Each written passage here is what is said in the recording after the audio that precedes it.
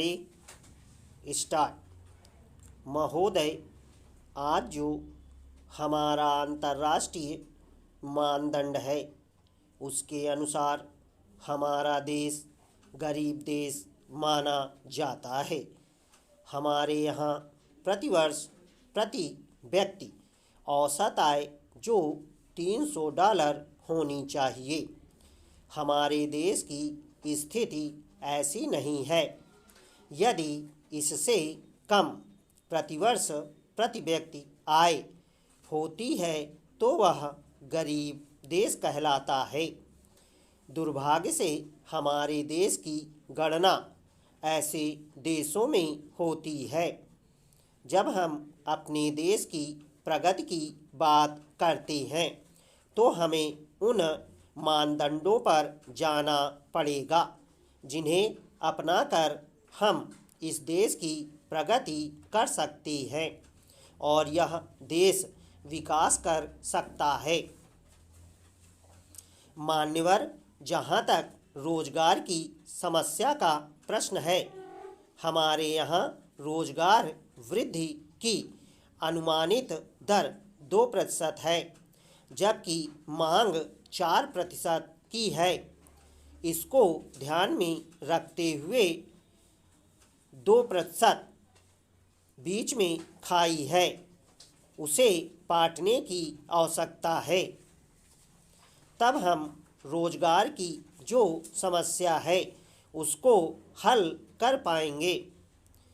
मोटे अनुमान के अनुसार हम प्रतिवर्ष 1 करोड़ लोगों को जब रोजगार दे पाएंगे तब हम बेरोजगारी की समस्या से लोगों को मुक्त कर पाएंगे, ऐसा अनुमान किया गया है।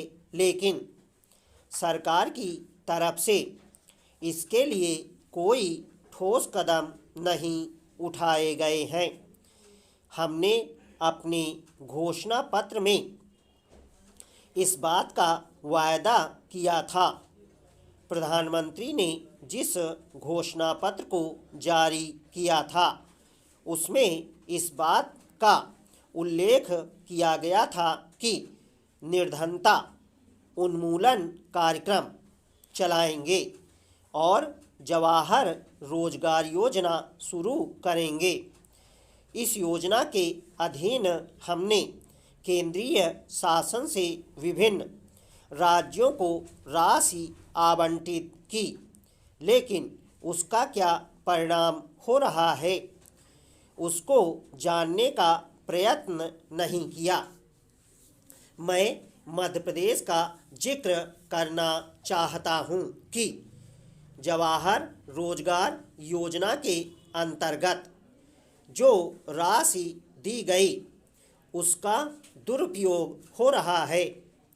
मैं जिस बात को कह रहा हूँ वह अतिशयोक्ति नहीं होगी कि उस पैसे का भाजपाकरण हो रहा है। उसकी धनराशि को सरस्वती शिशु मंदिर को दिया जा रहा है। जिस पैसे को राहत कार्यों पर रोजगार हेतु लगाना चाहिए वह पैसा सरस्वती शिशु मंदिर को आवंटित किया गया है। मध्य प्रदेश की सरकार केंद्रीय सरकार द्वारा आवंटित राशि का इस प्रकार दुरुपयोग कर रही है। मैंने इस बात का उल्लेख भी किया है कि 1 वर्ष में 1 करोड़ लोगों को रोजगार देने की व्यवस्था सरकार को करनी चाहिए। महोदय, जब हम रोजगार के आंकड़ों को देखते हैं तो बेरोजगारों की संख्या लगभग 6 करोड़ आंकी गई है। पिछले समय इसी सदन में उत्तर दिया गया है, उसमें 5 करोड़ बेरोजगार लोगों की संख्या आंकी गई है और आज तक यह लगभग 6 करोड़ हो गई है। लेकिन योजना आयोग के जो उपाध्यक्ष हैं, उन्होंने पिछले दिनों इस बात की आशंका व्यक्त की थी कि नई शताब्दी के प्रथम दशक तक बेरोजगारों की संख्या 10 करोड़ हो जाएगी। जब तक हम उस अनुपात को ध्यान में रखकर कोई योजना नहीं बनाएंगे, तब तक बेरोजगारी की जो विकराल समस्या है उससे मुक्ति प्राप्त नहीं कर सकते। इस समस्या का हल नहीं निकाला जा सकता।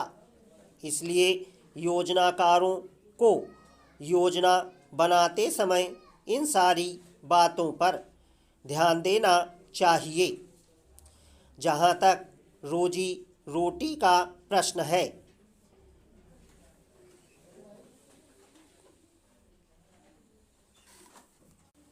गांव से शहर की तरफ लोग पलायन कर रहे हैं।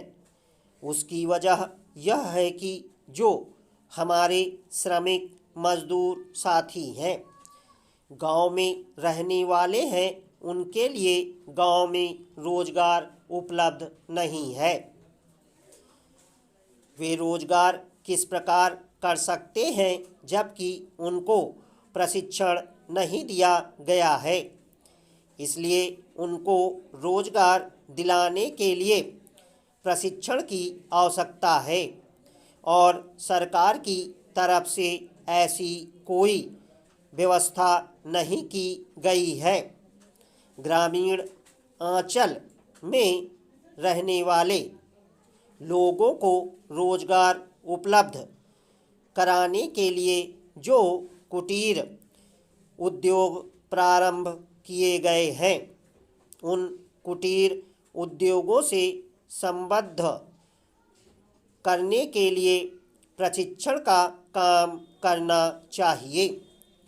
आज शहर के मुकाबले गांव में बेरोजगारी की समस्या बहुत ज़्यादा है।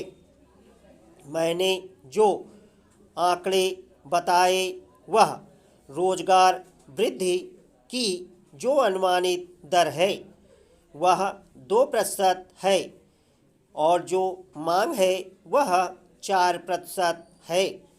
इसमें अंतर 2% का है। यह जो खाई है इसको पाटने की आवश्यकता है और इसे पाटने के लिए सरकार की तरफ से आवश्यक कदम उठाए जाने चाहिए। ऐसा मेरा आपके माध्यम से इस सरकार से आग्रह है, तब ही कुछ सार्थक प्रयास हो सकेगा। इस देश में बेरोजगारी को दूर करने के लिए 10वीं योजना के प्रारंभ में करीब 6 करोड़ की बेरोजगारी आंकी गई थी, लेकिन इसी 10वीं योजना के अंत तक करीब 10 करोड़ लोगों की बेरोजगारी को आंका गया।